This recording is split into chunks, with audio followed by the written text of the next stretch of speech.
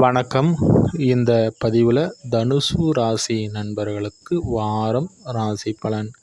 இந்த வாரம் உங்களுடைய ராசிக்கு 8ஆம் இடத்துல சந்திரன் பலம் பெற்று அமர்றாரு. உடன் செவ்வாய் உங்களுடைய 5ஆம் பாவாதிபதி மற்றும் 12ஆம் பாவாதிபதி நீச்ச அமைப்பிலிருந்து நீச்ச பங்க யோகமும் அதே போல் சந்திர மங்கள யோகமும் உண்டாகக்கூடிய ஒரு நல்ல வாரமாக இந்த வாரம் இருப்பதனால வெளிதூரம் வெளிநாடு வெளிமாநிலத்தில் வசிக்கக்கூடியவர்களுக்கு யோகம் உண்டாகக்கூடிய ஒரு நல்ல ஒரு வாரமாக இந்த அமைகிறது. அதே போல் குழந்தைகள் விஷயத்தில் சுப காரியங்கள் நடைபெறப் போகிறது.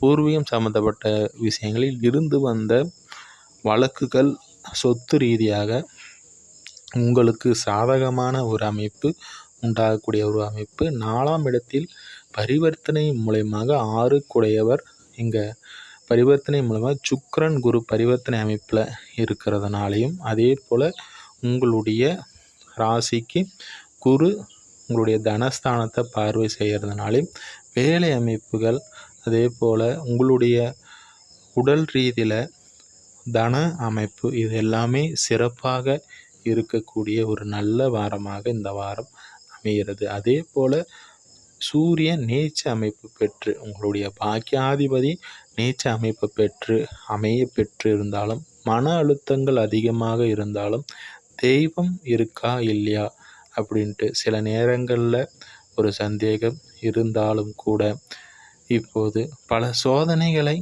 கடந்துதான் ஒரு வெற்றிக்கு ஒரு வழி வகுக்க முடியும் அல்லவா? அதை போல இப்போது தனுசு ராசிக்காரர்கள் சூரியன் நீச்ச அமைப்பில் இருப்பதனால சில சிக்கல்களை சமாளிக்கக்கூடிய ஒரு அமைப்பில் இருக்கிறீங்க.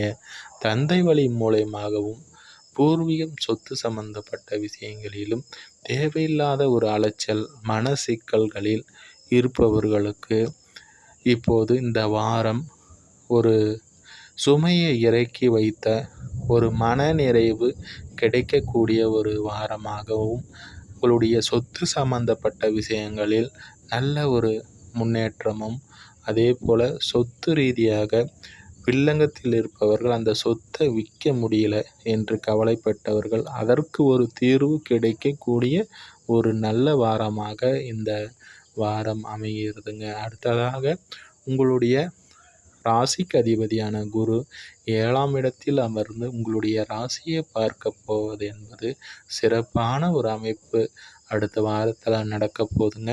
கண்டிப்பாக இந்த குரு பெயர்ச்சி அனைத்து சோதனைகளிலிருந்தும் நன்மை தருது. உங்களுடைய ராசிக்கு அதிபதி இங்கே உங்களுடைய ராசியை பார்ப்பதனால உடல் ரீதியிலும் மன ரீதியிலும் இருந்த குழப்பங்கள் நீங்கி நன்மைகள் நடைபெறக்கூடிய எந்த ஒரு விஷயத்தையும் உங்களுடைய சிந்தனை மூலயமாக எல்லாவற்றையும் சாதித்து காட்டக்கூடிய ஒரு அமைப்பு அடுத்த வாரத்தில் நிகழ இருப்பதனால சனியினுடைய பெயர்ச்சியும் உங்களுக்கு சாதகமான ஒரு அமைப்பில் அர்த்தாஷ்டம சனியாக இருந்தாலும் கூட பெரிய கஷ்டங்களை இந்த சனி பெயர்ச்சியானது 3ஆம் இடத்தில் வரக்கூடிய ராகு நன்மைகளை தரப்போகிறார்.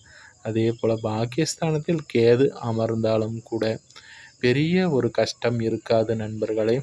இன்னொரு பதிவில் சந்திப்போம். நன்றி, வாழ்த்துக்கள்.